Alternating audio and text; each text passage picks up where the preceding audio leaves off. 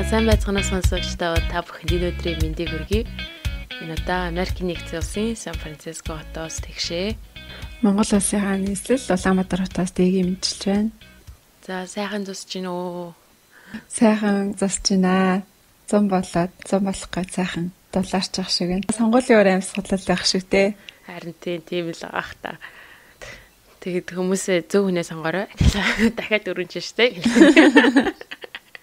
Тэрний төлөө бид нар подкаст хийж байгаа. Яагаад гэх юм бол та бүхэн улам их мэдлэгтэй болоод тэгээд одоо тий ямар үнцгээс нь харах гих зэрэг олон үнцгээс харж тунгааж дүгнэж тэгсний дараа шийдвэр гаргадаг болохын төлөө би тэгээд бас подкаст хийсэн байгаа. 3 жилийн битэр хөдлөг. Тэгээд алог одоо наантай цаантаа бодоо тий. Зөвхөн одоо өнөө маргаашийнхаа халаасан дах мөнгөө биш 4 жилийн дараа 8 жилийн дараа магадгүй за 20 жилийн дараа бид нар ямар Монгол амьдармаар байгаагаа бодоод шийдвэрээ гаргаарай гэж бидний зүгээс зөвлөх байна.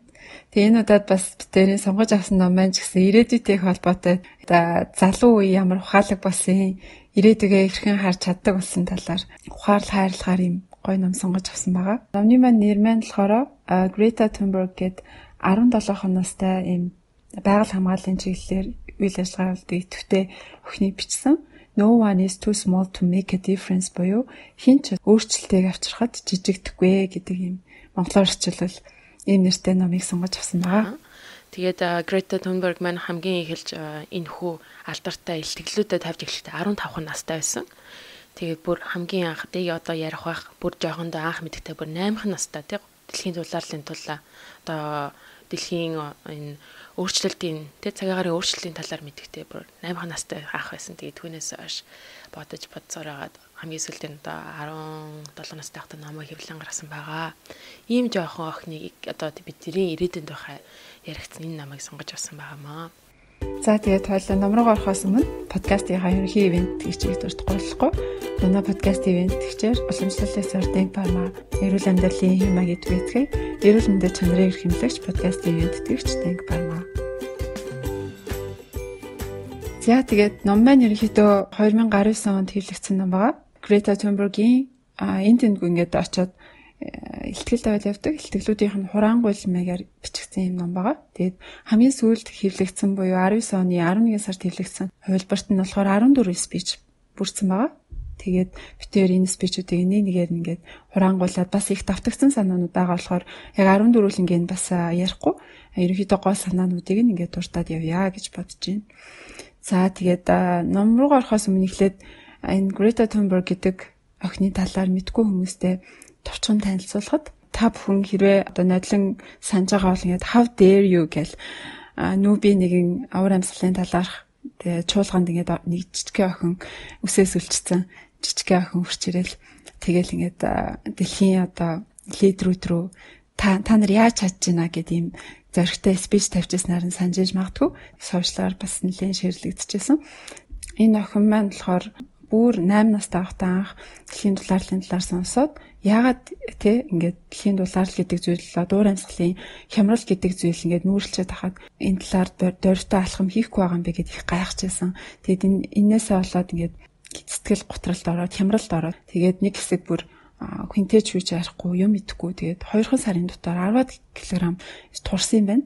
Тэгээд удахгүй Asperger syndrome гэдэг тийм нэг төрлийн аутизмын хөнгөн хэлбэрийн эмгэгтэй гэдэг нь ингээд тогтоогдчихсэн юм байна л да. Тэгээ өөрөө болохоор одоо байгальд ээлтэй тийм амьдралын хэв маягтай жишээлбэл мах идтгүүд фермийн аргаар үржүүлсэн одоо үхрийн мах тийм зүйлийн эсрэг байдаг. Тэгээд банк дугуй унж явдаг. Дээрэс нь онгоцон тогтцоод тэг ямар сайндаа тэр 2019 онд энэ how dare you гэдэг спичээ тавьсан нэгдсэн үндэсний байгууллагын чуулганд явахдаа Шведээс онгоцоор биш огт түлш эргэлтгүй тийм заваар ингэж сэлж очижсэн ийм бүр гайхалтай түүхтэй юм. Тэгээ бас өөрөө юм амьдралын хэв маягийг хөвшүүлээ зогсохгүй гэр бүлийнхэндээ бас их нөлөөлж ирсэн юм байна. Тэгээ жишээлбэл ээж аав нь бас адилхан цагаан хоолтон байхаас гадна ээж нь бол дүүрийн дуучин хүн байна. Тэгээд олон улсад бас карьертай энэ тэнд ингэж онгоцоор нисэж очиж одоо дүүрийн концертод их оролцдог хүн байсан байна. Гэхдээ охиныхоо нөлөөллөөр одоо онгоцон суухаасаа татгалзаад ингэж олон улс руу нисгээ болоод нэг ёсондоо одоо охиныхоо үзэл баримтлалд итгэж энэ олон улсын дуурийн дуучин гэдэг карьераа их орондоо дуулдаг. Европт л ингэж галт эргээр аялан тоглодог тийм дуурийн дуучин болж өөрчилсөн байна. Ерөнхийдөө энэ гэр бүл болон ойр тойрныхондоо ингэж их нөлөөлөл авчирч чадсан болохоор өөрөө урамшаад 15 настай байхдаа анх удаа одоо сургууль хаялт зарлж хэлсэн юм байна. Шведийн парламентын ордны гадаа ингээд ганцаараа суугаад өөрөө ингээд бичиг барьсан. Тэр бичиг нь болохоор уур амьсгалын төлөө сургууль хаялт зарлж байна гэж бичсэн. Тэгээ энэ нь болохоор энэ уур амьсгалын хямралын эсрэг ямар нэгэн дуртай алхам хийгээч ингэж засгийн газар авирлахын тулд ийм суултуудыг анх хийж эхэлсэн юм байна. Анх ийм асуулт ганцаархнаа ингээд парламентын ордны гадаа хийж эхлэнгүүт айгүй олон хүн энэ охиныг зургийг ингээд хийж байгаа үйл ажиллагааг нь сошиалаар шеэрлээд нэлээд дэлгэрээд тэгээд анх 18 онд суулт хийснээс нь хойш Европын болон бусад орны нийт 270 гаруй хотод нь нийт 20,000 гаруй хүүхдэд сурагчид бол Гретаг дуурайгаад суулт хийж хийсэн. Эхэндээ болохоор Грета маань ингээд хэдэн сараар ингээд сургуулаа огт хаяад суулт хийжсэн боловч одоо бол зөвхөн 5 дахь өдөр Fridays for Future гэдэг зөвхөн 5 дахь өдөр ийм суулт хийдэг болсон юм байна. Тэгээд олон хотын хүүхдүүд бас зөвхөн 5 дахь өдөр ингэж сургууль хаялцаарладаг болсон юм байна. Тэгээ 19 онд бүр сая одоо сургуулийн сурагчид энэ хөдөлгөөнд нь оролцож суулт хийжсэн юм байна. Тэгээ Грета бас тэдгээр хотууд дээр очиж тэр суулт хийж байгаа хүүхдүүдэд ингэж спич илтгэл тавьж тэднэрт ингэж урам зориг өгч дуу хоолойгоо нэмэрлж ирсэн байна. Тэгэхээр энэ номон дээр гарч байгаа илтгэлүүд ч гэсэн ингэ янз бүрийн газрууд дээр очиж тавьсан илтгэлүүдийнх нь нэмэгтгэл болохоор бас тэр тавьжсэн илтгэлүүд хаана ямар үг хэлжсэн талаараас бид тэр дэлгэн рүү яриа явна. За тэгээд ингэж одоо олон хүнд дуу хоолойгоо хүргэж ийм хөдөлгөөн өрнүүлж чадсныг нь тэгэхээр Гретагийн эффект, Гретагийн нөлөө гэж бас нэгэнд ингээд бүр нэр томьёо олгоод нэршүүлээд одоо хэвлэл мэдээлэлэр ч гэсэн Гретагийн нөлөөлөл гэж их бичиж хэлсэн юм байна. За Грета бол 18-19 оноос хойш ерөнхийдөө дэлхийн хэмжээний томоохон нэр алдартай шагналуудыг хүртэж ирсэн. Жишээлбэл Times сэтгүүлийн дэлхийн хамгийн нөлөө бүхий 100 хүний нэгт зүйсээр шалгарч ирсэн байна. Мөн Forbes сэтгүүлийн дэлхийн хамгийн хүчирхэг 100 эмэгтэйгийн нэгээр бас 19 онд шалгарч ирсэн. Бас 19 он болон 20 онд Нобелийн их тайвны шагналд 2 удаа нэр дэвшижсэн ийм одоо мундаг алдартай охин байна. За тэгээд 19 онд Путин болон Трампийн бас нэлийн овоо хараанд нөртөө сошиалаар нэлээх шүүмжлийн бай болж ирснийг та бүхэн бас санаж байгаа байх гэж бодож байна.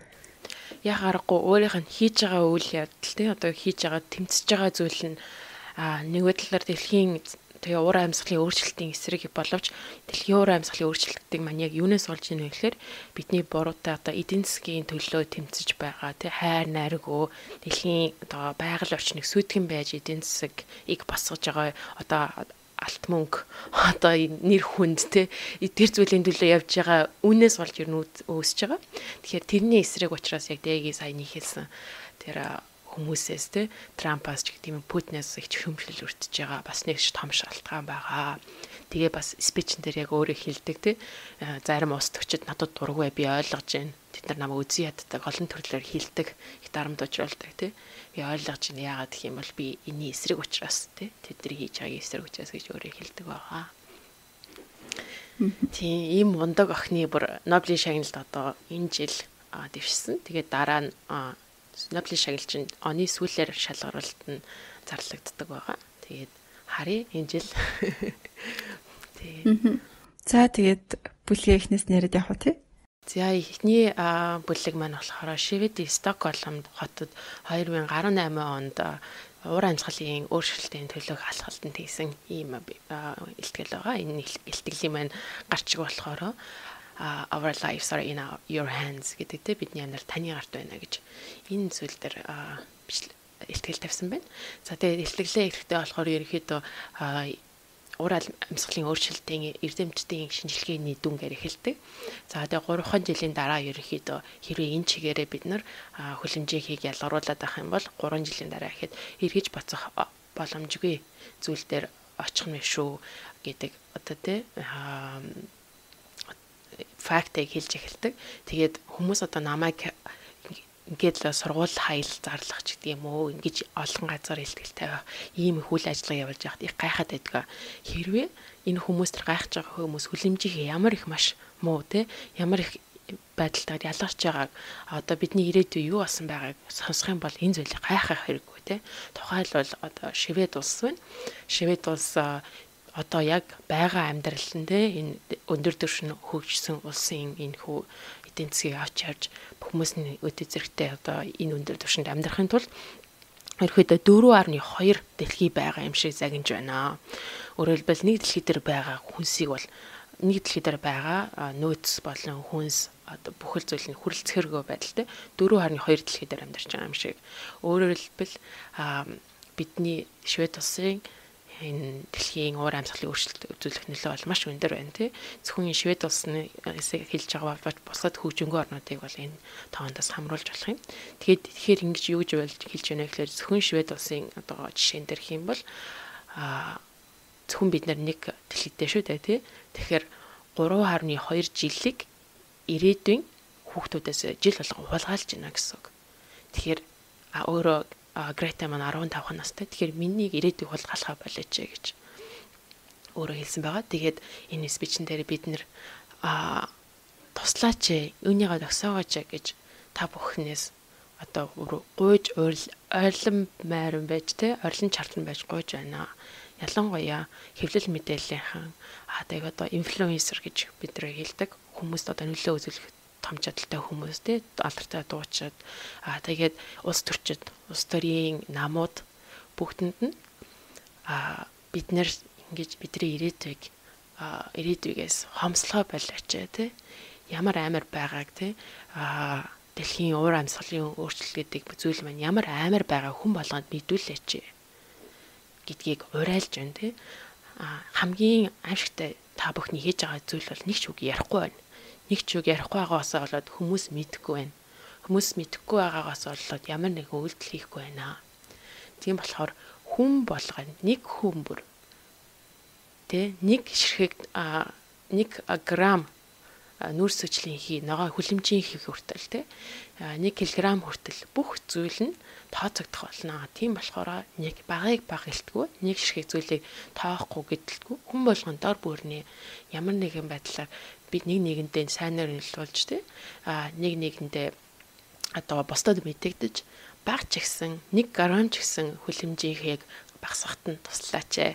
Үүний төлөө би та бүхнээс бүр уйлан чарлан байж одоо тусламж гуйж байна гэж. Тийм учраас бидний амьдрал ирээдүйн маань амьдрал таны гарт өнөдөр байна. Бидний амьдралыг бити хомслооч гэж энэ ихтгэл дээр хэлсэн байгаа. Тэгээд бас нэг зүйлийг одоо нэмжлэхэд энэ ихтгэлүүд маань ингээд маш гоё байдлаар бичигдсэн. Тэр бол одоо чадан ядан тэр өгнүүдийг нь орчуулахыг та бүхэнд сонсохыг тайлбарлахыг одоо оролдож байна. Гэтэ яг ингээд бүр ингээд зүрхэнд хүртэл амар ингээд жоохон 15 нас төгөд битсэн гэлтгүй ингээд маш зүрхэнд хүртэл ингээд гоё үгээр бичигдсэн ийм ихтгэлүүд байдаг. Тэгээд өөрөө бас Швед улстай байхдаа тийм шилдэг хэлтүүллүүдийн тэмцээнд бас том шалгарч исэн ийм алдартай бас бичдэг хөхт байгаамаа. За тэгээд дараагийнх нь хэлтгэлтэй танилцуулъя. За дараагийн хэлтгэл нь болохоор Лондонгийн парламентын төв талбайд 2018 оны 10 сард тавигдсан ийм бас л нэг суултан дээр те сургуулийн хаялтан дээр тавигдсан имэлтгэл байгаа. Тэгээд almost everything is black and white буюу бүх зүйл хар юм уу цагаан байдаг юм аа гэсэн тийм агуулгатай илтгэл байгаа. За энэ илтгэл дээр юу гэж дурдсан бэ гэхээр би ингээ 8 настай байхдаа анх цаг уурын өөрчлөлийн талаар сонсоод надад маш сонир санагдсан, гайхсан. Ягаад тэгэхээр хэрвээ энэ бүхэн үнэхээр болж байгаа те үнэхээр ийм хямрал нүүрлээд байгаа юм бол яагаад бид нар өдөр тутмын энэ талаар огт ярилцахгүй байгаа юм бэ? Огт одоо телевизээр, радиогаар өдөр тутмын сонир хэвлэлээр хүмүүс энэ талаар огт дуртахгүй байгаа юм бэ? Тэ? Хэрвээ хүлэмжийн хий бидний одоо ихтлхий дээр амьдралыг устгаж байгаа соёл иргэншлийг үгүй хийх юм аюултай зүйл юм бол бид нар одооноос ягаад энэ хүлэмжийн ялгаруулах тэр түлшийг хэрэглэхийг хориглохгүй байгаа юм бэ? Хууль бус бүр болохгүй байгаа юм бэ? Энэ талаар дөрвтэй арга хэмжээ авахгүй байгаа юм бэ? Бүр гайхаж байна. Тэгээд өдөр болгон одоо эн чин амьд амтан амтны төрөл зүйл ихээрээ хомсдож байна, ховор болж байна, устж өгөө болж байна. Өдөрт ойролцоогоор 200 гаруй зүйлийн амтад ховортож устж байна гэж ахад бид нар огт энэ талаар ярилцахгүй байгаа юм би гэд маш гайхсан. За тэгээд хамгийн их байгаль орчны талаар санаа зовдөг, идэвхтэй үйл ажиллагаа явуулдаг зарим нэг улс төрчид, зарим нэг эрдэмтэд хүртэл хэрвээ үнэхээр энэ хямрал нүүрлж байгаа юм бол яг тэр юу ч болоогүй юм шиг үхрийн бах эзээр л байгаа юм. Онгоцоор нисээр л байгаа юм те. Үхрийн бах гэдэг нь яг тэр дандаа нөгөө фермийн аргаар тэжээсэн үхрийн бах маш их тийм нүүрс хүчний ялгаруулах тийм салбар байдаг. Тэгээд ягаад бусдад үлгэр дуурайл үзүүлэх ёстой эдгээр хүмүүс юу ч болоогүй юм шиг амьдралын хэв маягаа өөрчлөхгүй ингээд яваад байгааг би аюу гайхсан гэж ингэж хэлсэн байгаа юм. Би бол юм Asperger-ийн синдромтой хүн. Тэгэхээр миний хувьд бол бүх зүйл хар юм уу цагаанаар харагддаг. Одоо хүн төрөлхтний амьд үлдэх үхүү дэлхийн ертөнцийн амьд организм устгах уу амьд үлдэх үү гэдэг зүйл дээр бол хар цагаан л байна уу гэхээс биш дундын саарл орчин гэж угаасаа байхгүй маа. Нэг бол үхэн, нэг бол амьдрал гэсэн. Тийм л хоёр асуулт байгаа. Дундыг баримтсан зүйл хилцгээ болооч дөрвтэй арга хэмжээ зөрөгтэйгээр аваач гэж хэлсэн байгаа юм.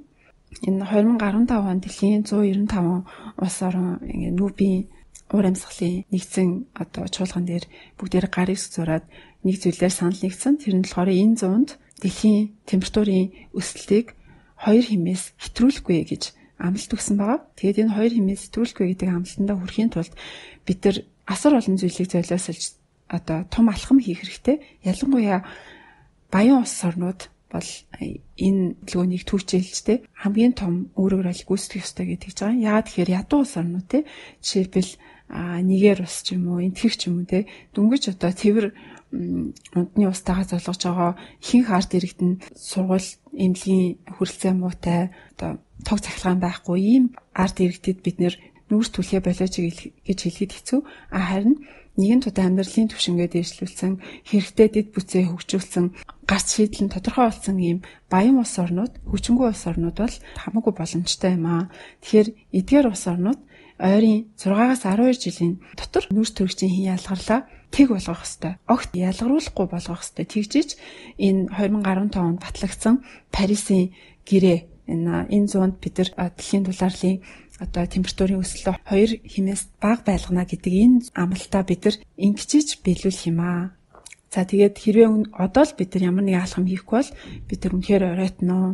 Зөвхөн бидний амьдрал төдийг үү те хүүхэд бидний амьдрал төдийг бидний өөр хүүхэд бидний ач гучийн амьдрал одоо бидний ямар алхам хийх энэ цаг үеэс бүгд хамаарч байгаамаа. Гарц гаргалгаа нь бол ойлгомжтой байна. Бүх мэдээ баримтууд бол бидний гарт байна.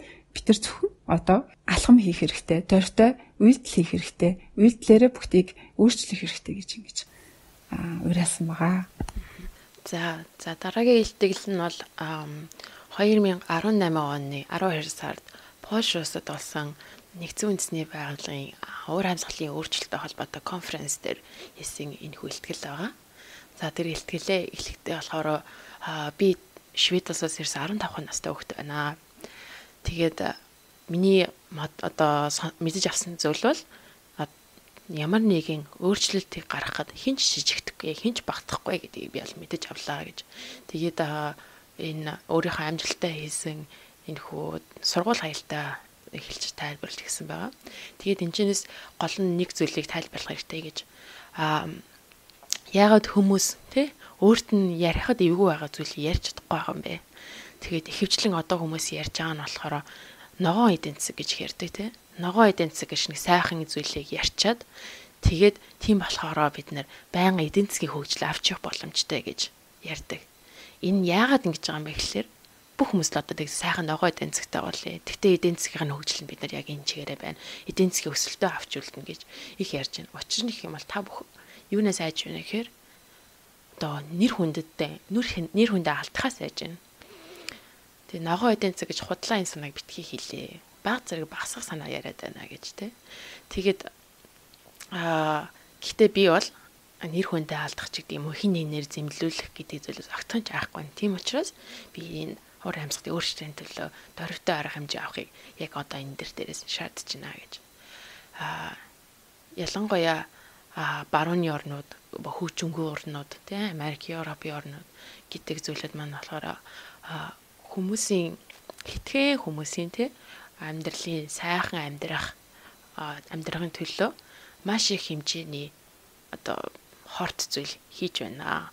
Тэгэхээр түүнийхээ төлөө хэдхэн орны хүмүүсийг сайхан баян байлгаж тансаг хэрэглээ зүйлхийн төлөө бид нэр биосфертэй байгалийн маш том ийм нөлөөллөг үзүүлээд байна гэж. Тэрийг бол маш ингэж бүр томроо энэ ч хэлсэн байгаа. Энэ хүү зүйлийг бол тэр болгон хүмүүс чадаад байдгүй зүйлтэй. Тэгээд хэрвээ та нар хүүхдүүдэд үнэхээр хайртай юм бол те хүүхдүүдэд амьдралаас илүү хайртай гэж ярьдаг шүү дээ те. Тэгсэн хэрнээсээ яагаад бид нар өөрийнхөө хүүхдийнхээ ирээдүйг болгоод байгаа юм бэ? Би 15 настай.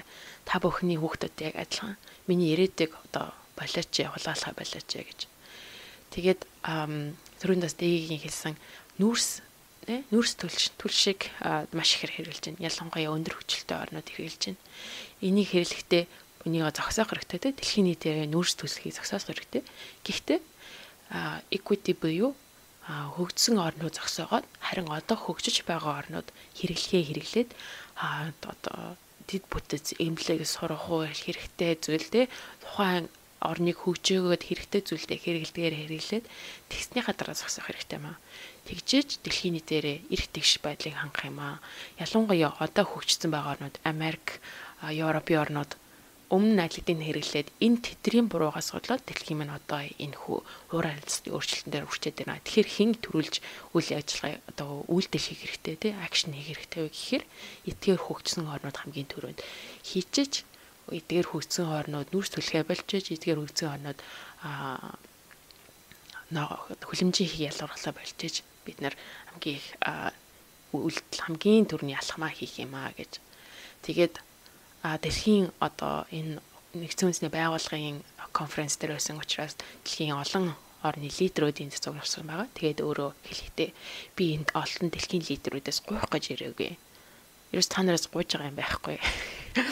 Бидрийг дандаа л тоохгүй тий үл тоомжирсан байдлаар ирсэн. Тийм болохоор ерөөсөө гуйх гэж ирээгүй. Би харин хүмүүсээс асуух гэж ирсэн юм аа. Хүмүүсээс энэ их зүйлийг хийгээч гэж шаардах гэж ирсэн юм аа. Өөрөөр хэлбэл та дэлхийн нийтийн лидерүүдийн гарт биш ийл жирийн эрдийн хүмүүсийн гарт бидний гарт ирээдэй байгаа юм шүү. Ялангуяа тэгээд хөгжингүй орнуудын хүмүүс сонсож байгаа бол энэ үйлчлэлийг хийж эхлэжээ гэж ингэж хэлтгэлээ хэлсэн байгаамаа. За дараагийн хэлтгэл нь болохоор 2019 оны 1 сард Дэлхийн эдийн засгийн форум дээр Давост хийгдсэн юм хэлтгэл байгаа. Prove me wrong. Миний буруу гэж батлаад өгөөч гэсэн юм эртээ хэлтгэл. Уур амьсгалын хямралыг бүхний буруу гэж хэлж болохгүй. Энэ уур амьсгалын хямралыг бий болгосон хэсэг бүлэг хүмүүс хамгийн хөөрг гүйцэтгэсэн хэсэг бүлэг тийм хүмүүс эрх мэдэлтэй шийдвэр гаргасан бас та бизнес эрхэлж байгаа тийм хүмүүс байна. Ялангуяа хөгжингүй орнуудын ийм хүмүүс байна. Тэгэд энэ хүмүүс маань болохоор одоо өөрсдийн гаргасан шийдвэртэй ямар үр дүнд хүргэж болохыг мэдсээр ижиж өөрсдийнхөө одоо эд баялагийг ихсэхийн тулд мөнгө олохын тулд эдийн засгаа хөгжүүлэхийн тулд дараа нь үнэлж баашгүй нөхөж баашгүй тийм нөөц баялагийг ингэж золиослон ийм шийдвэрүүдийг гаргасан байна. Тэгэхээр энэ хүмүүс бол хамгийн их буруутай хүмүүс байгаа. Энэ хүмүүс хөгжингүй орнуудын томоохон мөнгө хийгээд байгаа компаниуд шийдвэр гаргагчдаас би зоригтой шийдвэр бодиттой алхам хийгээч гэж шаардаж байна. Тэр хүмүүсээс би эдийн засгийнхаа тэр зорилтоо хойш нь тавиад бидний ирээдүйг авраач гэж шаардаж байна. Би тэгтээ үндэ бол тэр хүмүүст бол итгэхгүй байна л да энэ алхмуудыг хийж чадна гэж. Тэгтээ та нар миний буруу гэж батлаач. Үндэ та нар энийг хийж чадна гэд батлаад өгөөч гэж ингэж гуйсан байгаа юм л да. За дараагийн хэлтгэл маань мөн Давост болсон дэлхийн эдийн засгийн форум дээр тавигдсан илтгэл байгаа. Тэгээд илтгэлийн маань гарчих нь болохоор Our house is on fire буюу бидний гэр шатаж байна гэж тий бидний гэр гар төмөрт өртчихлөө гэж ийм илтгэл гарчигтай байгаа. За тэгээд ялангуяа Давост байсан учраас Давост ирсэн хүмүүс дандаа амжилтын тухай ярьдаг. Бид нэр ийм амжилттай байна. Ийм зүйлийг хийж чадсан байна гэж ярьдаг. Ялангуяа тэр дундаа ялангуяа эдийн засгийн өсөлт тий Дэлхийн эдийн засгийн форум учраас эдийн засгийн өсөлтийг, эдийн засгийн амжилтыг их ярьдаг. Гэтэл энэ хүү хилээд байгаа эдийн засгийн өсөлт амжилт гэдэг юм байна. Бодож барамгүй маш том зүйлийг одоо гаргуунд нь гаргаж иж тэр зүйлийг золиосолж иж хүрсэн гэдгийг хинч мэдэхгүй байна гэж. Энийг яагаад ярихгүй байгаа бэ? Гол нь биднэрд уур амьсгалын өөрчлөлт байгаа гэдгийг бид нэр ямар нэгэн зүйл хийх хэрэгтэй гэдгийг одоо хийж чадаагүй дээ. Fail буюу одоо тэрэн дээр бид нэр юу ч хийж чадаагүй одоо алдсан гэдгийг яагаад хүлээн зөвшөөрөхгүй байгаа юм бэ гэж. Бид нэр юу ч хийж чадаагүй шүү дээ. Тэр яагаад хүлээн зөвшөөрөөч гэх. Ялангуяа хэвлэл мэдээлэл явах хүмүүст энэ талаар ерөөсө хүргэсэнгүй. Тэр дундаа дээрээс улс төрчид ямар ч үйл хийсэнгүй. Та бүхэн энэ дээр юу ч хийж чадаагүй те фейл болсон гэдгийг хүлээн зөвшөөрөөч гэж. Гэхдээ улс төрчид те хэвлэл мэдээллийнхээ энэ дээр юу ч хийж чадаагүй алдаа гаргасан те одоо бүтлгүүцсэн байна. Бүх зүйлийг юу ч хийж чадсан байна. Харин эсрэгээр Homo sapiens буюу хүмүүс, эрдийн хүмүүс арайч одоо хүн төрөлхтнөрөө арайч тэр чигээр бүтлгүүцчихэгүй байна гэж. Гэхдээ одоо яг тэр замдаа явж байна. Буруу замаар ороод явж байна. Гэхдээ тэгсэн хэдий болооч буцааж өөрчлөх одоогоор яг боломж байна. 2030 хүртэл биднэрт цаг байна. Гэхдээ энэ бол маш бага цаг юм аа. Тэгэхээр одоо бидний нийт улс төрийн систем болон одоо энэ байгаа системээ ойлгох гэдгээс хамгийн түрүүнд бидний эхний алхам эхлэх болно. Тэгэхээр уур амьсгалын өөрчлөлтийг шийдэх хамгийн эхний алхам бол маш хэцүү маш комплекс юм шиг санагдах боловч энэ ерөөсөө маш энгийн зүйл байгаа. Ерөөсөө ганцхан л алхам байна. Жохон хөөгдөж ойлгохоор ганцхан л алхам бид нар эхлэх хэрэгтэй. Тэрний юу гэхээр хүлэмжийн хийг гарахгүй байх, нүрс хүчлийн хийг дахиж гарахгүй байх. Энийг ерөөсөө зогсоох хэрэгтэй. Ийм л зөвхөн зүйлийг хийж байна. Улс төрчид болон медиагийнхан хэлдэг те чи жоох хөөгтэй юу ч ойлгохгүй байна. 15 настай би юу мэддгийг гэд те юмнууд чинь тийм хар цагаан гэж байдгүй юм аа гэж. Би бол хэлий. Тэр бол худал зүйл. Бүх юм хар цагаан. Ерөөсөө л маш амархан. Та бүхний энэ хэлж байгаа зүйл бол маш аюултай, хамгийн аюултай худал хийж байгаа зүйл байна. Биднэрт бол боломж байгаа. Бид нэр өөртөө шийдвэр гаргах боломжтой. Тэр нь зүгээр л маш энгийн төрөнд хэлсэн. Нүрс хүчлийн үеийг ялгаруулахгүй байх. Нүрс хүчлийг ялгаруулахгүй байх чинь том одоо оперет хийж байгаа тий нүрсээр тоногдолтой зүйлээд онгоцоор нисгээ болчих тийм маш энгийн зүйлүүд байгаа. Эдгээр зүйлийг бид нэрөөсөө хийхэ болчих. Одоо яг энэ Давос дээр юу хийж байгаа хүн болго мөнгөний тухай ярьж байна. Мөнгө, эрх, мэдэл, нэр хүн ерөөсөө тэрний тухай ярьж байна. Ерөөсөө ганц сонирхож байгаа энэ Давос дээр сонирхож байгаа зүйл нь бол мөнгө, эдийн засгийн өсөлт. Тэрнээс өөр хэн ч зүйлийг сонирхгүй байна. Мөнгө, эдийн засгийн өсөлтийг авчрахын төлөө нүрс хүчлэхийг гаргаж байна. Дэлхийгээ хядж байна. Ногоон байгууламж бүгдийг алж байна. Тэгээ өдөрт 200-аад төрөл зүйлийн амтан ургамлыг өдрөө болгон яг өнөөдөр бид нарыг одоо устгаж өгөө болж байна гэж. Тэгээд гол нь болохоор асуудал хүмүүстэй бүр амар мангас шиг зэрлэг болсонтой ийм зүйл хийгээгүй. Хүмүүсийн яагаад тийм зүйлийг хийж байна гэхээр гол асуудал нь хүмүүсийн мэдэхгүй байна гэж. Тэгэхээр энийг мэддэг болгоход тий олон нийтийн одоо анхаарлын төвд оруулахад маш чухал юм аа. Тэгэхээр тийм одоо ялангуяа Парисын агримент дээр тий гаргасан Парисын гэрээн дээр гаргасан 450 гигатон нүрс хүчлийн хийх 2030 хүртэл одоо багасгах одоо гаргах боломжтой гэж тий тэр гаргасан энэ хүү гэрээг тий тэрхүү бажет одоо байгаа. Тэр нь маш хурдан алга болж байгааг хинч тоолохгүй байна. Тийм учраас гол санаа нь болохоор эдийн засгийн өсөлтийг гаргахдаа хэдэн одоо мөнгө ямар хэмжээний мөнгө олохыг одоо ярихдаа энэ ч нэг бас нэг зүйлийг оруулах хэрэгтэй. Зөвхөн мөнгөн тэмдэг биш, харин одоо нүрс хүчлийн хий гэдэг зүйлийг бас мөнгөний нэгж болгож оруулах хэрэгтэй маа. Хүмүүстэй бид нарт ийм тэдэн дөрөвний мөнгө байна, энийг өсгөх боломжтой гэж ярьдгийнхаа орондож нэмээд одоо бид нарт үлдсэн болохоор зөвшөөрөгдсөн нүрс хүчлийн хий нь ерөөсөө энэ байна. Энийг одоо дахиад энэ нүрсчлэгийг багасгах хэрэгтэй гэж ямар нэгэн прожекттэй заавал ийм хоёр талаас нь ярьдаг болооч. Мөнгөн дөөн болон нүрс хүчлийн тоогоор нь ярьдаг болооч. Ингэчээж одоо том өөрчлөлт гаргана гэж. Ялангуяа том орнууд нүрс хүчлийн хий хүлэмжийн хий том байх тусмаа та бүхний одоо багасгах үүрэг оролцол том байх ёстой. Ялангуяа энэ олон мөнгө сахилга одоо ярьж байгаа маш их амжилттай явж байгаа хүмүүс, ялангуяа эдгээр хүмүүс улам их нүрс хүчлийн хий багасгах шаардлагатай маа. Тийм болохоор би та бүхнээс Давост ирсэн энэ алдартай лидерүүдээс бүгдээс шаардаж байна гэж энэ хөө хэлтгэлтэй хэлсэн байгаа. Одоо та бүхэн бодолтой дөнгөж 15 настай хүүхэд те энэ Давосын бүх дэлхийн бүх лидерүүд ирсэн байдаг. Энэ Давосын чуулган дээр бүгдэнд нь хараад ингээд та нар худлаа ярьж гин ингээд хэлж байгааг нь бодохоор маш амар сүрдмэр те. Ямар том хүүхдүүд одоо хэлж байгааг та бүхэн бас ойлгох байх. Тийм. Тэгээд хамгийн сүүлд нь хэлэхтэй болохоор та бүхэн том лидерүүд бидний залуу үед том өртөө гэдгээ хизэж битгий мартаа. Та бүхэн дандаа хэлдэг те жоох хүүхдүүд болохоор ирээдүйг илтгэтэй харагдаж байна гэж хэлдэг боловч би тэрэнд надад худлаа илтгэл хэрэггүй. Та бүхнийг одоо яг паникт орохыг уриалж байна те. Таныг байшин чин одоо яг гал дээр шатж байгаа юм шиг паникт ороод ямар нэгэн зүйл авахыг уриалж байна. Тэгтлэг маань гэдэг маань бидний байшинтай адилхан. Тийм болохоор яг өнөөдөр ямар нэгэн үйлдэл хийхийг яг хийгээч гэж би шаардаж байна гэж хэлсэн байгаа. Emergency бид нар онцгой нөхцөл байдал байна. Тэрийг авахаар тийм нөхцөл байдал байгаа юм шиг аашлаач гэж л хэлээд шүү дээ. Тий. Яг одоо ингээд хин нэг гэр нь ингээд шатчих юм бол те гэрийнхаа нэг өрөөнд суучаад за маар одоо ингээд галаа багсаасныхаа дараа галаа одоо байраа ингэж дахиж өөрчлөх гэж хинч ярьдгүй шүү дээ те. Тэрнтэй адилхан ерөө байшин чин гал дээр авах юм бол гараад гүгээд яаж энэ байшингаа галаас унтраах вэ гэдэг тухай хөө хамгийн түрүүнд эхэлж боддог.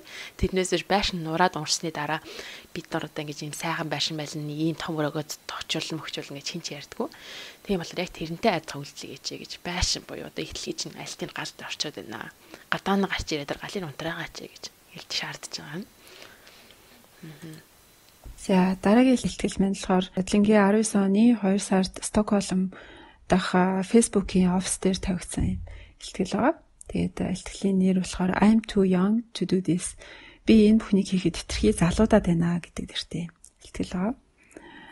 За тэгээд энэ ихтгэл дээр болохоор өөрийг нь ингэ шүүмжилдэг шүүмжлүүд болон үзэн ядалтууд тэгээд янз бүрийн сургалтуудын талаар их ярьсан байгаа юм л та. Тэгээд тэрийг засаж залруулах байдлаар тайлбар өгөх байдлаар тавьсан ихтгэл байгаа. Би ингээд ойрын үед миний талаар их сурхал гарч байгааг сонсч байна, харж байна. Гэтэ би энэ бүхэнд ерөөсөө гайхгүй байна. Яагаад тэгэхээр одоо ихэнх хүн уур амьсгалын өөрчлөлт, дэлхийн дулаалт гэж юу вэ?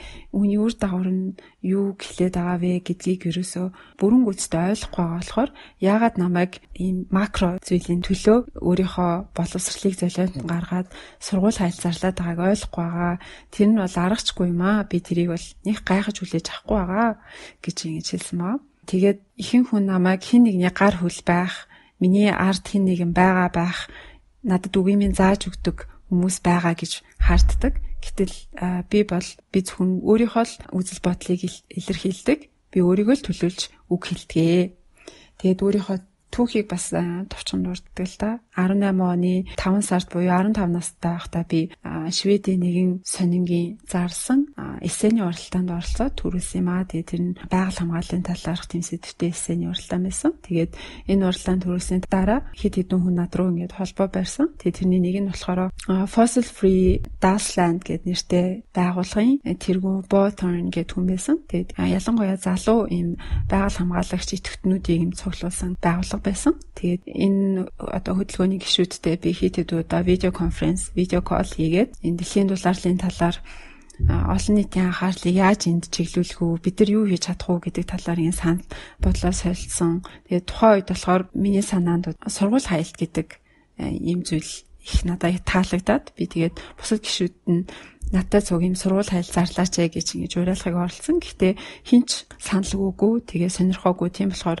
би ерөөсө ганцаараа хий гэж шийдээд тэгээд ганцаараа Шведийн парламентын гадаа сургууль хайл зарлж хэлсэн байгаамаа. Тэгээд тэрнээсээ хойш би энэ одоо байгууллагатай холбоогоо таслаад зөвхөн ганцаараа ингээд бие даагаад хөдөлгөөн өрнүүлэх болсон. Тэгэхээр миний ард ямар ч байгууллага байхгүй. Би зөвхөн өөрийгөө л төлөөлж байгаа. Манай эцэг их байна тий. Манай эцэг их бол энэ байгаль хамгааллын талаарх, дэлхийн дулаарлын нийтрийн талаар огт мэдлэг үзэл баримталтай хүмүүс биш байсан. Ямар сандаа л би бол эцэг эхийнхээ амьдралын хэв маягийг ингэж өөрчилсөн, үзэл бодлыг нь өөрчилсөн, нөлөөсөн хүн байсан. Анх намайг сургууль хайл зарлана гэд хэлэхэд манай эцэг их бол үүний эсрэг байсан. Нэг туртай байгаагүй. Тэгээд хэрвээ чи энийг хийх юм бол бидраас ямар нэгэн дэмжлэг тусалцаа байхгүй шүү. Чи зөвхөн бие дагаад хариуцлага өөрөө хүлээгээд өөрөө л хийх болно гэж надад анхааруулж байсан. Тэгэхээр эцэг их минь миний ард байхгүй маа. Би зөвхөн өөрийгөө төлөөлж байгаа.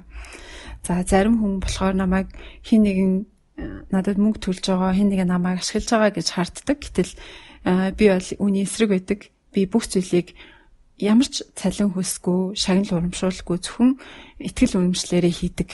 Хэрвээ хин нэгэн намайг ашиглаад одоо мөнгө цуглуулах гад ч юм уу орлого олох гад ямар нэгэн зүйл ажиглагдах юм бол би үүний эсрэг тууштай зогсдог. Тэгэхээр ямар нэгэн орлогын төлөө үйл ажиллагаа хийгээгүй. Дээрэс нь би бол илтгэлүүдээ бүгдийг нь өөрөө бичдэг. Харин эрдэмтдээс бол тусалцаа авдаг. Яагаад тэгэхээр тайлбарлахад төвөгтэй явах утгуудыг одоо илтгэлдээ дурдах шаардлагатай болдог. Энэ бүхнийг яаж ойлгомжтойгоор тайлбарлах вэ? Ямар тоо баримтуудыг дурдах вэ гэдэг талаар зарим нэг эрдэмтдийн одоо зөвлөгөөг авдаг байгаа. Тэгээ би бас илтгэлдээ дурдж байгаа тоо баримтуудыг маш олон удаа ингэж хяндаг.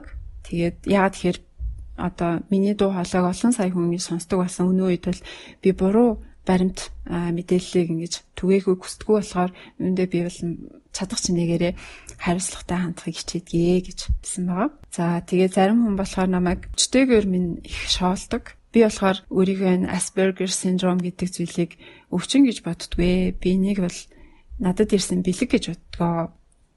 Ягаад тэгэхээр би хэрвээ бусдад адилхан бусдын хэлдгээр жирийн тэгээ нийгэмшиг чадвартай тийм хүүхэд байсан бол өдөөд ямар нэгэн байгаль хамгааллын хөдөлгөөнд нэгдээд тэдний нэг хэсэг болоод явж байгаа байхаа. Ингэж бие даагаад ганцаараа парламентын ордны гадаа суул хийхгүй байсан байхаа. Би ингэж ганцаараа зөрөгтэйгээр суул хийснээрээ энэ дэлхийн дулаарл уур амьсгалын хямрал дээр олон хүний анхаарлыг татаж чадсан болов уу гэж боддгоо. Би өөрийнхөө синдромыг бас нэг төрлийн надад бэлэг гэж боддог. Ягаад тэгэхээр би нэг зүйл санаа зовхороо би энэ синдромынхоо ачаар одоо өөр зүйл огт бодож чадахгүй. Санаа зовж байгаа зүйлийн хадлаа ямар нэгэн зүйл хийхгүй л бол зүгээр сууж чадахгүй тийм болчдөг. Тэгэхээр би 8 настайгаас хойш энд одоо бүх зүрх сэтгэлээ зориулаад үүний төлөө өдөр болгоны ямар нэгэн зүйл хийхгүй бол байц сууж чадахгүй. Тийм байдлаар бүр ингэж бүх зүрх сэтгэлээрээ ажиллаж ирсэн юм аа. Тэгэхээр би бас энийг сонсоод энэ синдром нь энэ хүүхдэд бэлэг гэж одоо бодож байгаатай адилхан энэ хүүхд бас биднэрт нэг төрлийн бэлэг болж ирсэн болов. Олон хүнд, олон дэлхийн сая хүнд одоо дэлхийн дулаарлын талаар шүглүүлээгээд хонх чингэнүүлээд энийг ингээд бидний чихэнд хонх уяад энийг та нар мартаад байна штэ. Өдөр тутмынхаа амьдралд толгой өндийг завгүй явж байхад чинь дэлхий чинь ингээд нураад байна. 10 эдхэн жилийн дараа нөхөж баш буруу цикл рүү энэ дэлхийн ертөнц чинь орох гээд байна гэдэг энэ зүйлийг ингэж хэлэгт хүүхд болж бэлэг болж биднэрт ирсэн болов уу гэж аюух бодсон. Аав нас хэлжсэн л да аав ээж нь энэ Гретагийн талаар бас ном бичсэн байлээ. Тэгээ тэр номон дээрээ бас дурдсан гэсэн.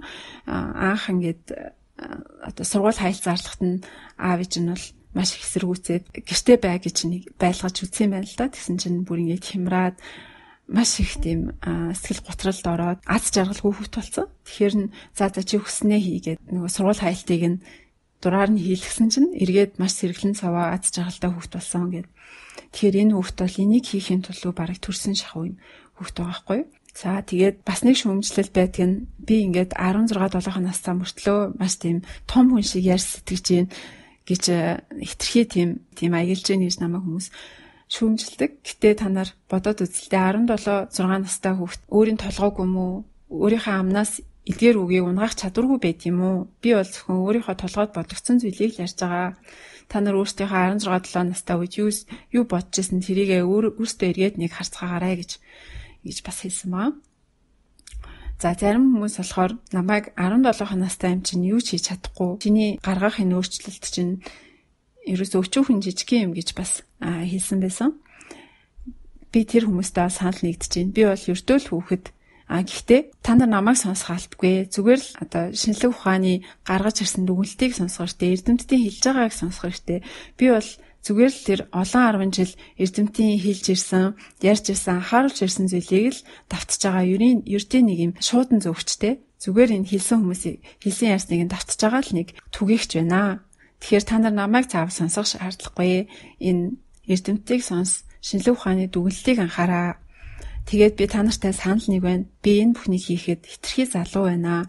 Би энийг хийж авахын хооронд хичээлээ хийгээд явж явах хэвээр. Энэ олон сурагчид намайг дагаад суул хийж байгаа хүүхдүүд ч гэсэн уг нь бол хичээлээ хийгээд явж явах хэвээр. Тоглож наадж явах хэвээр хүүхдүүдэд л ингээд суулт хийгээд өөртөөхөө ирээдүйн төлөө санаа зовноод дуу хоолойгоо ингээд өргөөд явчихна. Яагаад тэгэхээр өөр хинч энэ талаар дуртай алхам хийхгүй байгаа болохоор л бид нар өөр арга үлдэхгүй байгаамаа гэж ингэж хэлсэн маамаа. За дараагийн илтгэл нь болохоор 2019 оны өнгөрсөн оны 2 сард Европын холбооны эдийн засаг болон нийгмийн холбоон дээр тавигдсан Брюссел хотод тавигдсан ийм илтгэл байгаа. Тэгээ илтгэлийн нэр нь болохоор чи одоо жоохон эрх дураараа ямар ч хариуцлагагүй жоохон өгчийг аашлаад байна гэж хэлж энэхүү Европын холбооны гишүүдэд одоо мессежээ хүргэсэн юм байгаа юм л да. Тэгээд хүмүүс том хүмүүс бидрийг том хүмүүс ялангуяа насан туршид маань бидрийг сургууль хаялцарлаад одоо ингээд ирээдүйдээ жоохон ихтгэлтэй юм шиг юм уу жоохон хүүхдүүд байна. Тэд нар бол ихтгэлтэй байх ёстой юм шиг байна. Бидрийг харж байна. Гэтэл бол яг эсрэгээр бид нарт ямар ч итгэл алгаа. Тийм болохоор энэ зүйлийг хийж байна. Тэгээд дараа жил буюу дөнгөж дараа жил 2020 он хүрэхэд бид нар нүрс хүчлээ хийгээ нүрс хүчлээ хийгэн ялгаруулалтын энэхүү графикийг ямар нэгэн байдлаар өсөхгүй байлаа шаардлагатай байгаа. Тэгжиж нөгөө дөрөнд хийсэн Парисын гэрээнд хүрнэ шийдвэрт гаргасан тэрхүү зорилготой хүрнэ. Гэтэл тэрийн дараа жилүүдийг бид нэр ямар ч алхам хийгээгүй байна. Тийм болохоор бид нарт ямар нэгэн ирээдүйд итгэл халгаа. Бид нар одоо 2030 он гэхэд амьдарч чадах уу? Одоо бодоод үзэлтэй энэ 15 настай хүүхэд байгаа. Би одоо 15 настай Би 2103 он гэхэд би 100 настай байна. Би тэр үрээд амьдж магадгүй. Гэтэл надад дэлхийд харах амьдрал тийм зүйл болгоо итгэл алга байна гэж. За тэгээд улс төрчид ялангуяа том шийдвэр гаргах хүмүүс эдийн засгийн лидерүүд бид нартай ярихыг хүсдэг. Тэрийг ойлгож чинь ирээдүйг зарим хүмүүс байна. Тийм болохоор тийм жоохон хүүхэд байгааг нь намайг юус тоохгүй би 16 настай. Тэгэхээр намайг тоохгүй байгаа юм бол эрдэмтдтэй яриа. Эрдэмтэд олон 10 жилийн турш та бүхнийг ингээд ямар нэг өөрчлөлт гаргаач гэж хэлсээр ирснийг сайн хараа.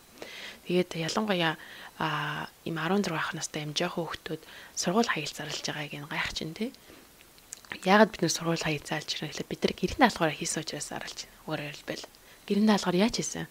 Гэхээр дэлхийн дурлалтын тухай, дэлхийн уур амьсгалын өөрчлөлтийн тухай бид нар мэдсэн учраас яг энэ сургууль хаягт хийхийг зарлаж байна. Хин гэрийн даалгавраа хийхийг гэхээр та бүхэн өөрсдөө гэрийн даалгавар хийсэнгүй. Ялангуяа улс төрчид улс төрийн систем нь буруу ажиллаад байна гэж. Тэгэхээр энэ чинь томоохон өөрчлөлтийг хийх шаардлагатай. Том өөрчлөлт нь юу вэ гэхээр бид нар эдийн засгийн байдлаар, эдийн засаг улс төрийн байдлаар байнга биеинд өрсөлдөлтгөө болох хэрэгтэй. Харин хамтдаа нийлж ажиллах гэдэг том зүйлийг, өөрчлөлтийг авчрах хэрэгтэй маа. Учир нь их юм бол бид их дэлхийгээ одоо их дэлхий дээр байгаа энэ хүү нөөц болцоог бид нар хувааж ашигладаг учраас энэ хүү хамтран ажиллах хэрэгтэй маа. Одоо эд баялагын төлөө өрсөлдөхөө болио.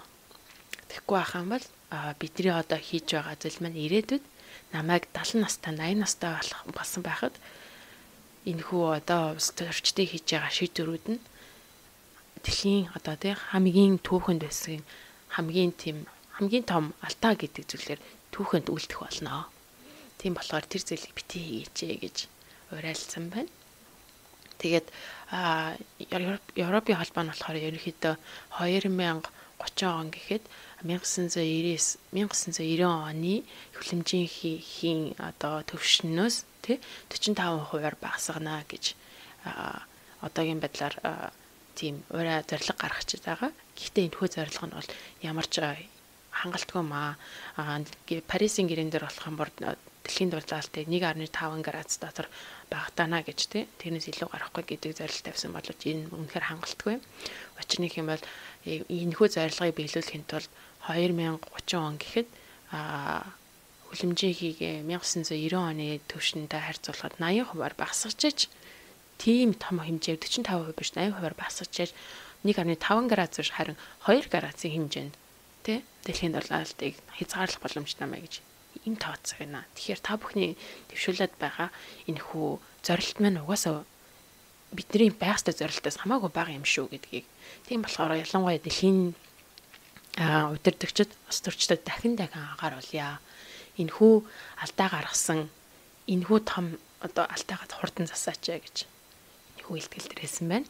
За дараагийн илтгэл маань болохоор 2019 оны 3 сард Берлинд тавигдсан. Берлин нэгэн кино фестивалийн шагнал гарт болохоос төлөөр тавигдсан илтгэл байна.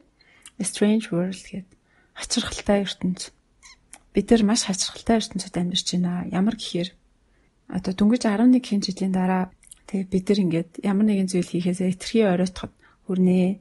Бүх зүйл хүн төрөлхтний контролоос гарнаа гэд ингээд бүх судалгаа шинжилгээнүүд хилээд ахад бид нар огт тоохгүй ах юм. Тэгээд энэ хүүхдүүд нь өөрсдийнхөө боловсролыг гарган байж өөрсдийнхөө ирээдүйн төлөө суулт хийхээс, бослого хийхээс өөр аргагүй байдал хүрсэн юм сонирхолтой, хачирхалтай ертөнцид амьдарч байна. Гэтэл тэр хүүхдүүд чинь энэ уур амьсгалын хямрал, дэлхийн дулаалал гэдэг зүйлийг авчирхад хамгийн бага оролцоотой байсан хүмүүс шүү дээ. Тэгээд ус төрчид хэлхийн нүүрс төрөгчийг багасгахад хэтэрхий үнэтэй, хэтэрхий зардалтай байна гэж хэлэх юм аа. Эдийн засгийн хувьд хэтэрхий боломжгүй гэж хэлэх юм аа. Гэтэл дэлхийн ертөнцөө аврахад хэтэрхий зардалтай, хэтэрхий үнэтэй зүйл гэж юу гэдэг юм бэ? Дэлхий байхгүй бол эдийн засаг гэж юм ярих шаардлагагүй шүү дээ. Зарим хүмүүс хүн төрөлхтний ирээдүгээс илүүтэйгээр хэсэг бүлэг сургуулийн сурагчдын сургуультай явж чадахгүй байгаад нь их санаа зовоодах юм аа гэж хэлсэн юм л да. Гэтэл Грета бол одоо бол зөвхөн 5 дахь өдөрт суулт хийдэг. 19 онд дунд сургуулаа төгсөхдөө маш сайн дүнтэйгээр гэж төгсөж чадсан. Одоо ахлах сургууль суралцж байгаа юм хөвгт байна. Энэ суултыг хийлээгээд одоо нэг тийм дүн бураад боловсрлоо сүртэй гаргуунд нь гаргаад байгаа зүйл бас харагдахгүй байна л та. За тэгээд бид нар бас ийм хачирхалтай ертөнцид амьдарч байна. Тэр нь юу гэхээр алдартай хүмүүс, celebrity, rock pop-ийн дуучид бүх л одоо буруу зүйлийн эсрэг дуурдаг, дуу хоолойгоо өргөдөг мөртлөө дэлхийн дулаар энэ уур амьсгалын хямралын талаар болохоор зоригтой дуурдаггүй.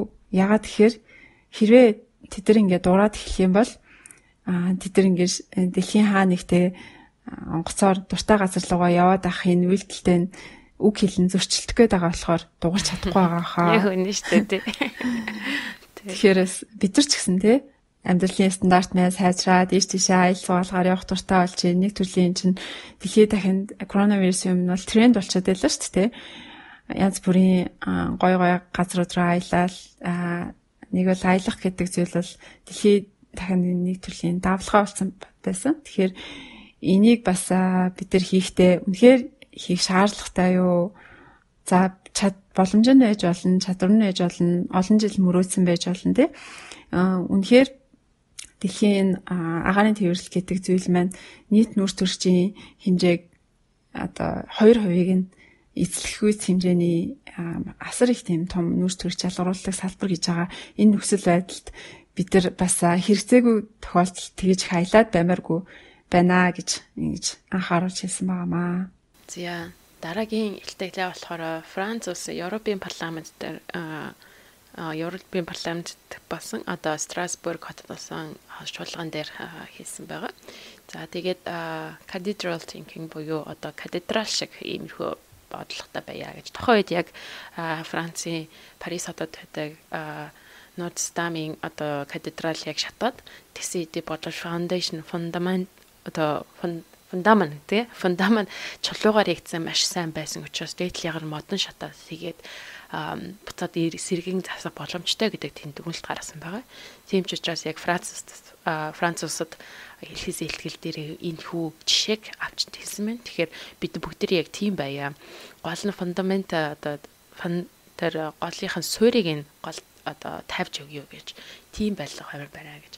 За тэгээ гол нь энэ ч нэлээд бас өмнө ярьсан санаануудаа багцлж ярьсан байгаа. Тэгээ түүнээс гадна гол шин санаа нь болохоор миний бодлоо энэ Европын холбооны сонгуулийн тухай ярьсан байна. За тэгээ Европын холбооны сонгуул тун удахгүй ирэх гэж байна. Тийм болохоор одоо гэтэл би 16 настай хүүхэд сонгуул өгөх боломжгүй байна. Миний ойлгосноор 18 настайгаас сонгуул өгдөг гэж ойлгож байгаа. Тэгэхээр сонгуул өгч боломжгүй байна. Гэтэл миний ирээдүй энэ хөө сонгуулаар шийдэгдэх гэдэг байна. Гэтэл би өөрөө сонгох боломжгүй байна. Тийм учраас та бүхэн намайг сонсох шаардлагатай. Хэдэн сая хүүхдүүд энэ Европт байгаа хэдэн сая хүүхдүүд гудамжинд гараад сургууль хаял зарлж байна. Та бүхний анхаарлыг энэ хөө одоо цаг уурын өөрчлөлттэй холбоотой зүйлд одоо анхаарлыг хандуулахын төлөө бид нэр хийж байна. Гэтэл энэ олон сургуулийн хүүхдүүд бол нэгэн ч сонгох боломжгүй. Сонгуульд саналаа өгөх боломжгүй байна. Тийм учраас та бүхэн миний төлөө хүүхдүүдийн өөрийнхөө хүүхдүүдийн төлөө өөрийнхөө хүүхдүүдийн ач зээнэрийн төлөө зөв сонголтыг хийгээч гэж энэ уриалсан байдаг. Тэгээд заримдаа манай хүн яг энэ яг ихтгэл тавихаас өмнө бас сондор уншсан байна л да. Зарим нэг намууд нь Грета Тунбергийг бүр энчээ ирж Европын холбооны парламентэд ихтгэл тавихыг нь бүр зөвшөөрөхгүй үзэн ядаад энчээ бүр ирж сонсохгүй гэж хүртэл ингэж ирж сонсоогүй ийм зүйлүүд бас сондор байсныг нь уншижсэн. Тийм болохоор би тэрийг ойлгож байна. Зүгээрээ намайг сонсохгүй жаална. Гол нь дахин хэлсэн байгаа л да. Эрдэмтдийг сонсооч. Шинжлэх ухааны батлагснаар баримтыг сонсооч. Хэдэн олон сая хүүхдүүд одоо ингэж сургуульд хаялт зарлагдаж байна. Тэр эрхийнхээ төлөө өөрийнхөө ирээдүйн эрхийнхээ төлөө энэ удаагийн сонголт бид нар сонголт өгч чадахгүй. Гэтэ хүүхдүүдийнхээ ирээдүйн төлөө ямар нэг зөв сонголтыг хийгээч. Би танаар зүрх гуйж гинэ гэдэг. Өвдөг сүгдэн гуйж гинэ гэж энэ хөө илтгэл дээр хэлсэн байгаамаа. За тэгээд дараагийн илтгэл маань болохоор 19 оны 4 сард тавигдсан Лондонд тавигдсан юм илтгэл байна л да. Тэгээд бас сургуулийн сурагчид суулт хийгээд баслага гаргаж байгаа энэ нөхцөл байдалд тэр сургуулийн сурагчид хандаж баслага гаргаж байгаа тэр хүмүүст хандаж ингэж тавьсан илтгэл байгаа юм л да. Маш товчхон илтгэл байна. Тэгээд энэ илтгэл дээр болохоор бид нар одоо хүн төрөлхтөн бол салаа замын уулзуурт байгаамаа. Одоо бидний гаргах шийдвэр сонгох сонголт маань бүх зүйлийг ирээдүйд ямар замаар явахыг маань шийдэх болно. Тэгээд бид нар өнөөдөр зөв замыг сонгосон болохоор энд цуглараад байна. Энэ талбай цугларсан хүмүүс бол зөв зүйлийг хийж гин, бодит алхмыг хийж гинэ. Бид нар ингэснээрээ бодит өөрчлөлтийг авчирна гэж итгэж байна. Уг нь бол бид нар энд ингээд цуглараад суулт хийж авахгүй бид нар одоо сургуульдаа сураад боловсрлоо дээшлүүлж авах хэрэгтэй байдаг. Гэтэл тэр одоо ирээдүйн төлөө боловсрлоо бид нар сайжруулан дээшлүүлнэ гэж яриад байгаа. Гэтэл тэр ирээдүйн байхгүй болох гээд байгаа болохоор бид нар ингээд яалтчгүй өнөөдөр энэ суулт хийгээд ирээдүйгээ хамгаалахын төлөө тэмцэж байна гэж хэлсэн байгаа. За дараагийн илтгэл маань болохоор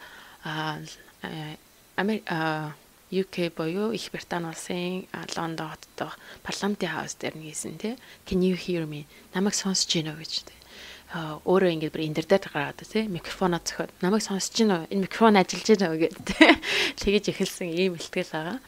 Тэгээд юу хэлэх гээд байна гэхэлэр олон сарын турш би энэ одоо дэлхийн уур амьсгалын өөрчлөлттэй холбоотой ийм илтгэлүүд тавилаа. Та бүхнээс ямар нэгэн үйл ажиллагааг хийхийг шаардж байна. Гэтэл юу ч болсонгүй. Намайг ер нь сонсож гин үү, хин нэгэн сонсож гин үү яагаад юу ч хийхгүй байгаа юм бэ гэж. Яг хүүхдүүдийн ирээдүйн талаар ярьдаг боловч тэр ирээдүй чинь биднэрт алга байна гэж. Их Британи бас одоо ямар нэгэн өөрчлөлт гаргах гад ерөнхийдөө ажиллаж байна. Тэгээд түүхэндээ ер нь Их Британи бас хамгийн их нүүрс хүчлийг ялгаруулсан улс байгаа. Ялангуяа нөгөө нэг Industrial Revolution-ийн үед те энэ аж ахуйн одоо өөрчлөлтийн хувьд бол маш ихээр ялгаруулсан. Тийм учраас энэ хүү зүйлээ буцаагаад багасгах хэрэгтэй. Гэтэ одоо ямар нэгэн ялангуяа дэлхийн лидерүүд ярихдаа энэ хүү нүрс гişхийг багасгах тухай ярьдаг тий. Тэгээ багасгах гэдэг маань хамгийн аюултай тийм буруу ойлголт юм. Учир нь их юм бол энэ дэлхийн дулаалтыг зогсоох тий, дэлхийн уур амьсгалын өөрчлөлтийг зогсооход бол нүрс гişхийг багасгах гэдэг зүйл маш хангалтгүй. Бидний үнийг зогсоох хэрэгтэй. Зогсоох гэдэг нь өөрөө бол 0 болгох хэрэгтэй. Тэгжиж өөрчлөлт гарнаа.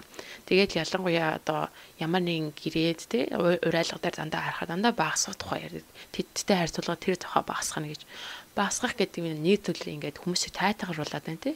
Гоё үгээр хэлчихэд ингээд багасгаж байгаа учраас одоо багассан юм чинь би юу хийсэ яах вэ гэдэг тийм буруу бодолд оруулаад байна. Тийм болохоор багасгах биш зогсох тухай одоо гол анхаарлаа төвлөрүүлэх шаардлагатай маа. За тэгээд дэлхийн одоо тий уур амьсгалын өөрчлөлт гэдэг маань энэ хүү хямрал гэдэг маань нэг төрлөөс харахад хамгийн амархан бөгөөд хамгийн хэцүү тийм шийдвэр болж байна. Хамгийн амархан зүйл нь болохоор учир нь их юм бол бид нар хүлэмжийн хийгэл одоо гаргах болох хэрэгтэй. За хамгийн хэцүү зүйл гэж байгаа нь учир нь юм бол бидний эдийн засаг тий өнөөгийн аж амьдрал маань одоо бүгд л одоо нүүрстэй нүүрс шатаах дээр ингэж бүр ингэж тулгуурлагдсан байдаг. Тийм учраас бид нар одоо хэрвээ нүүрс шатаахаа болчих юм бол бидний нөгөө бүсэж өмөрөөдөж байсан эдийн засгийн өөрчлөлт эдийн засгийн хөгжил маань байхгүй болчихно. Тийм учраас их хэцүү зүйл юм аа. Гэхдээ бидний одоо ганц хийж чадах зүйл нь алхам дахин давтаж хэлэхтэй байх. Энэ болохоор шинжлэх ухаанд тулгуурсан баримтыг тий шинжлэх ухаанд бүгдээрээ санал нэгдэе. Шинжлэх ухаан дээр тулгуурсан энэ хүү репортуудыг уншаа. Яагаад юм болоод байна вэ гэж. Тийм болохоор эдгээр зүйл дээр анхаарал үлээжээ гэж. За тэгээд бид нар одоо сургууль хаялт эхэлж байгаа хийж яхад бид нар дээр бити селфи яваач гэж тий. Бид нар тэгэж энд байхгүй маа. Одоо та нарын зурган дээр гарч та бүхний нэр хүндийг өсгөх гэж бид нарын нэрээгүй маа. Бид нар яг дорьтой одоо үйл ажиллагаа авахыг шаардж байна гэж. Ингээд 16 настай бөгөөд энэ том зүйлийг одоо парламентын одоо ордны хүмүүст ингэж тайлбарлаж байгаа юм л да. Түүний дараа бас Парисын парламентын ордонд тэгээд нэгдсэн үндэсний байгууллагын одоо хамгийн алдартай тий одоо бидний Гретагийн өөрийнх нь алдартай болсон дээр спич өгдөг тий яаж ингэж чадж ийна гэдэг тий эдгээр спичүүдээ бас ингэж тавьсан байгаа. Тэгээд ерөөхдөө санаа нь болохоор та бүхэн яг энэтэй төрөндөөс ярьж байсан тий тэрнтэй адилхан. Гэхдээ ер нь бол бидний жоохон хүүхдүүд тий яг одоо байгаа жоохон хүүхдүүд тий хүүхдүүдийн ирээдүйг та бүхэн ингээд устгаа танаа. Тийм болохоор одоо нөх хөгшин басан том хүмүүс бол биднэрт өртөө хүмүүс юм аа. Энийг болооч гэж тий бидний ирээдүйг ингэж хомсолгоо болооч. Бидний ирээдүйг буцааж өгөөч. Тийм болохоор бид нар ууртай байна. Шаардж чинь гэж тий ингэж олон нийтэд хандаж итгэлээ битсэн байгаамаа. За тэгээд та бүхний бас урайлж энэ Гретагийн Грета Thunberg-ийн нэгдсэн үндэсний байгууллага дээр тавьсан тэрхүү спичийг үзээч гэж урайлж байна. Тэгээд бид нар бас подкастынхаа тэр битээр бичих дээр бас ингээд хамтдаа шеэр хийчихье. Тэгээд заавал үзээрэй. Үнэхээр сэтгэл өвдөм тий 16-аас 17 настай хүүхдээс гарч байгаа юм хэлтгэл байгаа. За тэгээд Грета маань одоо болохоор юу хийж байгаа гэхээр мэдээж хөл хорионы үед бол энэ тэнд спич хийгээд яваад чадахгүй байгаа. Тэгээ онлайнаар Fridays for Future гэдэг хөтөлбөрнөө ихтэй үргэлжлүүлж байгаа юм байна. Өөрөө болохоор сая 3 сард COVID-19-оор өвчлсөн байлээ. Тэгээ өвчлөөд хөнгөн шинж тэмдгүүд илрээд тэгээд идэгсэн байлээ. Тэгээд COVID-19-ийн нөхцөл байдлыг Грета маань юу гэж дүгнсэн бэ гэхээр хэрвээ ганцхан вирус ингэж хүн төрөлхтнийг ганхуулж чадчих байгаа юм бол энэ биологийн суурил гэдэг зүйл нүүрлэх юм бол хүн төрөлхтэн яаж одоо эдийн засаг яаж нурах нь бол ойлгомжтой байгаа үсттэй.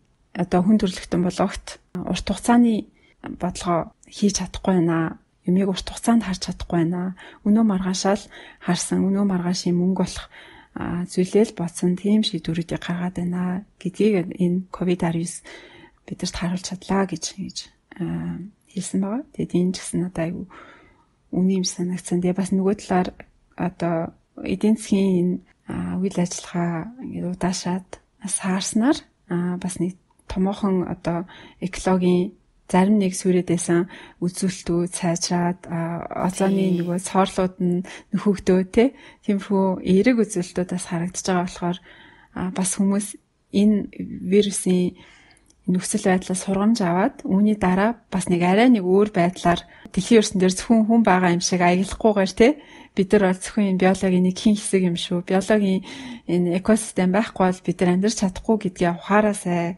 гэж бас энэ номыг уншаад аягүй бодогцсон. Ялангуяа яг бүгдээрээ гэр гэртээ суугаад эдийн засаг ингээд багассан чинь яг коронавирус гараад яг дээснэр үнэхээр байгаль том өөрчлөлт гарч эхэлж байгаа юм л да.